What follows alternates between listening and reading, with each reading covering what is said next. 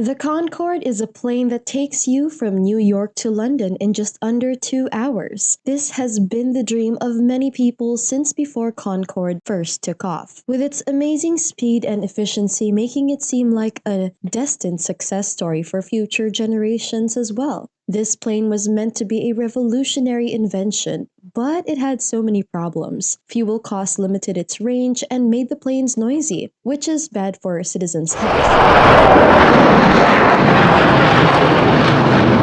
Concords also contributed heavily towards global warming because of how much ozone layer destruction the carbon emissions would cause. But what if I told you there was a new supersonic plane coming soon? Well, this is where Tesla's vertical takeoff and landing jet comes in. Elon Musk has been dreaming of building one for years now. At some point, he even had the design on his desk as we speak. It might not seem like much, but this machine will revolutionize air travel forever by allowing people to fly faster than sound without having any sonic boom affect them or cause damage anywhere near airports because its engines are electric, which means no jet noise either, and thus less stress. I'm going to go over how Tesla will soon disrupt the airline industry in this video. Welcome to Financial Market TV. If you're new to the channel and enjoy content like this, hit that subscribe button and the notification bell. Also, please don't hesitate to share your comments down below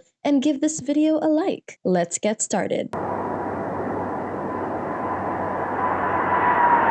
We've witnessed the beginning of the transition to electric cars. EVs are more energy efficient, faster, and less expensive to maintain than gasoline engines. When it comes to aircraft, we've never seen the transition to electric planes begin. This is due in part to battery energy density limitations. As of today, batteries are not able to fuel a plane during the flight. Even with EVs, we are still at an early stage in battery development, and charging can take many hours if you want your electric car ready for longer road trips without charging every few miles or so on average. But that might change soon as Tesla has been preparing their new 400 watt-hour per kilogram cells. These types allow planes fly vertically by taking off from one place and then landing back down again, kind of like how helicopters do it, but of course slower. A drone is similar to the ability to fly a plane straight up and land. This sort of technology is used in many military planes and is particularly advantageous in areas where horizontal takeoff is not possible, such as compelling aircraft. You only need around 400 watt-hours per kilogram if that's all you have. The percentage of cell on the aircraft is quite high. It does not have to be nearly as high as it is on a rocket, but if it's at 70% level and 400 kilograms in weight, you can do quite a lot. Elon Musk himself has predicted that 400 watt-hours per kilogram and a long life cycle will be available in the next 3 to 4 years. He also has a design for a VTOL jet and is willing to construct one when the battery density allows him to. Musk has actually conceptualized some designs already, so we know that Elon has a design for a Tesla VTOL jet. Like in the beginning of this video, the Concorde's commercial failure was due to numerous factors, but three in particular are worth mentioning. The cost of gas was prohibitively high, the plane was noisy, and the gas damages the ozone layer. Tesla's upcoming electric planes eliminates all three of these issues. In the worst-case scenario, electricity is far less expensive than fuel. Imagine a world where you could hear the ocean waves crashing against your destination. That's what it feels like when you're flying in an electric vehicle, as opposed to gas planes that run at normal speeds with their engines turned off. EVs are so quiet they have been debated about mandating fake engine sounds, while all electric cars don't make any noise at all on takeoff and flight, even during cruise control. We'll take off into this blue sky today. So many possibilities ahead of us when these two innocent machines run smoothly. There wouldn't be much, if any, emissions into the ozone layer since the plane is powered by electricity. When it comes to electric planes, all of these elements make perfect sense. Electric planes are more efficient efficient than their gas-powered counterparts. This is because as altitude increases, the electric engine becomes less demanding on fuel and creates less air pollution in return for greater distance traveled per unit weight of aircraft, all without compromising speed or passenger comfort. And it actually works together quite well for a bunch of reasons.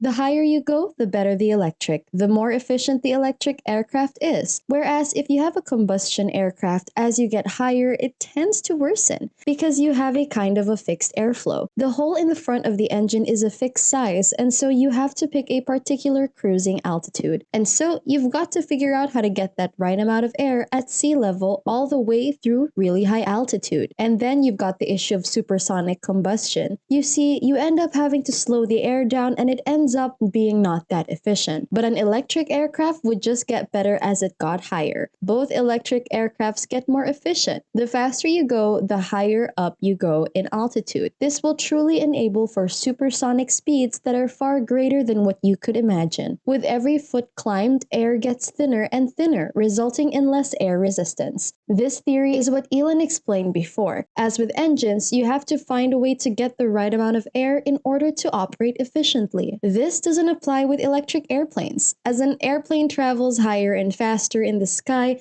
there's less air resistance along for it to go through, which means that a plane has greater chances of reaching its top speed easy. When he's discussing this Hyperloop concept, which is a project that aims to develop a super fast train that travels inside a tube, estimating the speed that an electric plane would go is extremely difficult, given that the technology is at an early stage in terms of miles per hour. Rolls-Royce has been looking out to make an electric plane that could fly up to 300 miles per hour, but Tesla could easily outcompete that by a substantial amount with far superior battery technology and designing. Whenever a new technology comes out in the playing field, that long-dominating company must make it. Do they go all in on tech or stick to what they've been doing for years? Or is it better to commit oneself to a single choice and risk becoming irrelevant, or select a second option and run the danger of becoming obsolete, which is what happened to Nokia and Blockbuster? Given what we know now, this happens all the time. Boeing and Airbus may be disrupted at any moment. You will be shocked to learn that this is the case because businesses have become extremely risk apprehensive, and rightfully so. The plan makes sense until you are disrupted.